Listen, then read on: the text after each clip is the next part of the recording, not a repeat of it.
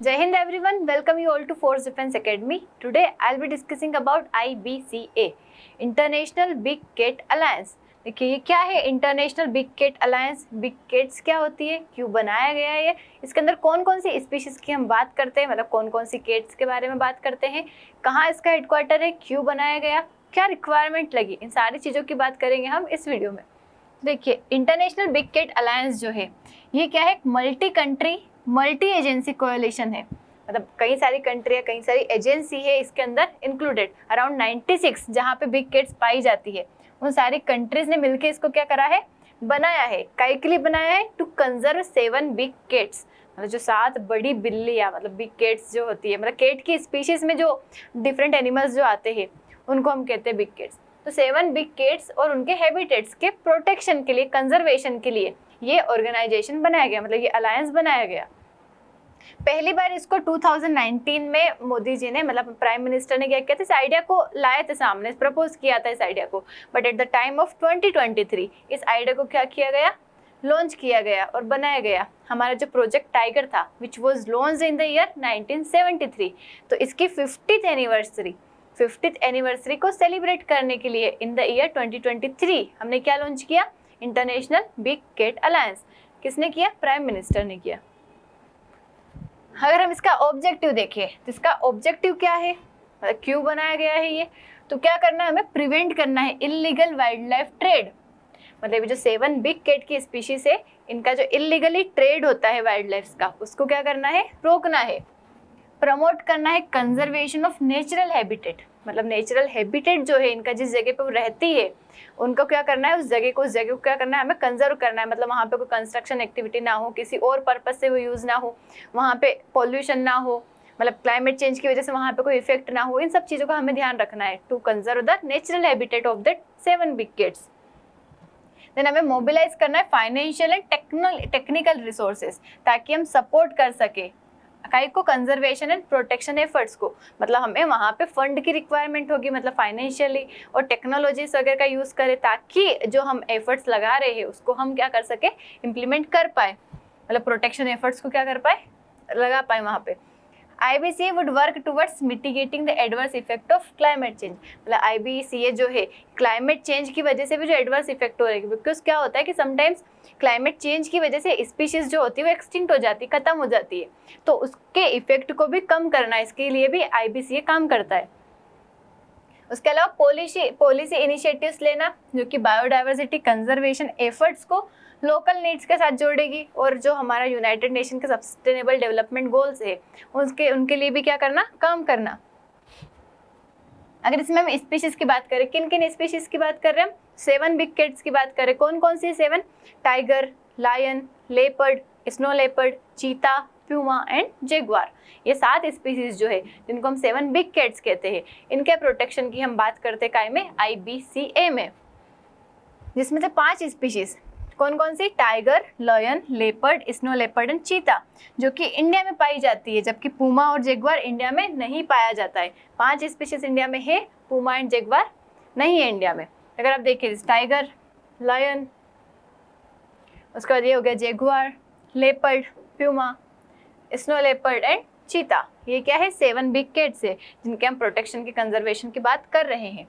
Big cat क्या होता है, बिग केट किसको बोलते हैं हम, देखिए लार्ज स्पीशीज होती है जो कि फेलिडाई जो फैमिली होती है उससे बिलोंग करती है, साइंटिफिक टर्म है।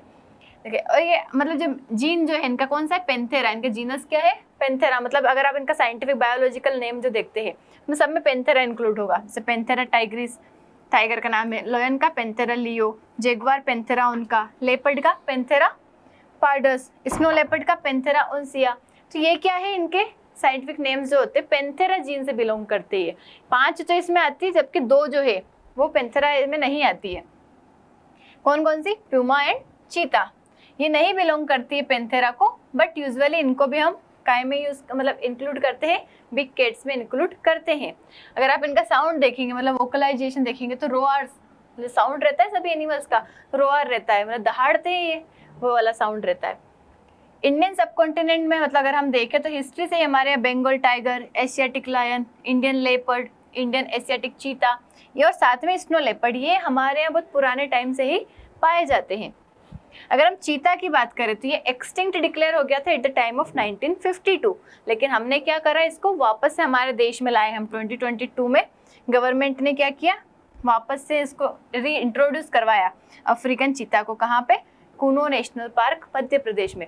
ऐसे ही अफ्रीका से, नामीबिया से हम क्या कर रहे हैं, चीता को ला रहे हैं, इंट्रोड्यूस करवा रहे हैं हमारे देश में, ताकि क्या हो सके, चीता वापस से हमारे यहाँ स्पीशीज बढ़ सके।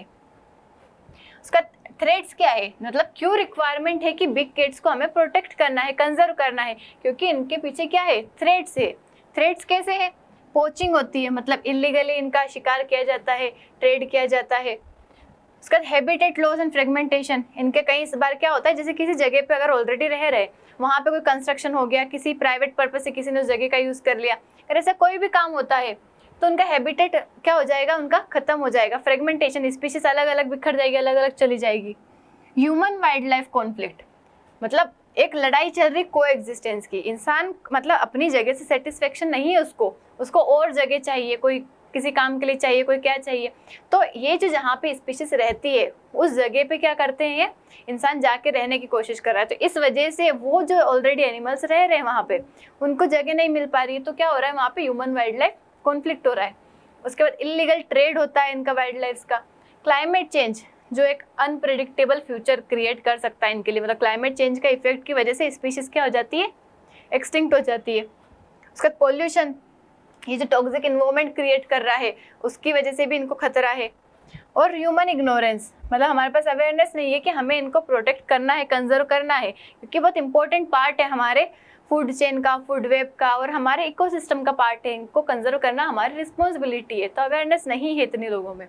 तो अगर हम कंजर्वेशन स्टेटस अगर हम देखें टाइगर का, अगर इनका साइंटिफिक नेम क्या है, पेंथेरा टाइग्रिस। वही IUCN जो होता है हमारा, उसके अंदर जो रेड लिस्ट होती है उसके अंदर इनकी स्पीशीज़ की अलग अलग कैटेगरीज बनाई जाती है कि वो कितनी रिस्क पे है, मतलब कितनी रिस्क पे, उसके अकॉर्डिंग अलग अलग क्या रहती है, कैटेगरी रहती है।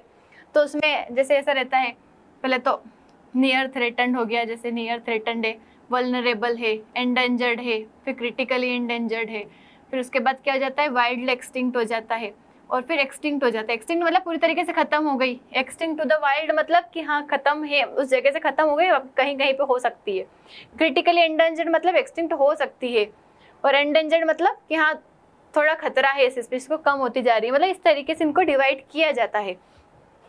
तो उसी में अगर हम देखें तो टाइगर्स क्या है, पेंथेरा टाइग्रिस एंडेंजर्ड में आता है, और साइट्स जो है हमारा उसमें अपेंडिक्स 1 में आता है, और वाइल्ड लाइफ प्रोटेक्शन एक्ट में शेड्यूल 1 में आता है। लायंस पेंथेरा लियो कहा जाता है, वल्नरेबल है, ये अपेंडिक्स 1 में आता है, शेड्यूल 1 में आता है। लेपर्ड्स पेंथेरा पार्डस कहते हैं हम, वल्नरेबल। स्नो लेपर्ड पेंथेरा उनसिया कहते हैं हम, वल्नरेबल। प्यूमा क्या है, list concern. Jaguar near threaten, चीता वल्नरेबल। नियर थ्रेटन के नीचे भी लिस्ट कंसर्न आ जाए, लिस्ट कंसर्न, ठीक है। तो ये इस तरीके से इनके रिस्क मतलब कितने टाइम में ये क्या हो सकती है, एक्सटिंक्ट हो सकती है, कितनी रिस्क है उसके अकॉर्डिंग इनको कैटेगरी में डिवाइड किया जाता है। तो ये हमने देखा इसका कंजर्वेशन स्टेटस। तो आई होप आपको समझ आया होगा कि इंटरनेशनल बिग कैट अलायंस क्या होता है, क्यों बनाया गया, कौन कौन सी स्पीशीज इनमें इंक्लूड होती है, कौन कौन सी कैट्स आती है। मिलते हैं नेक्स्ट वीडियो में विथ नेक्स्ट टॉपिक। जय हिंद।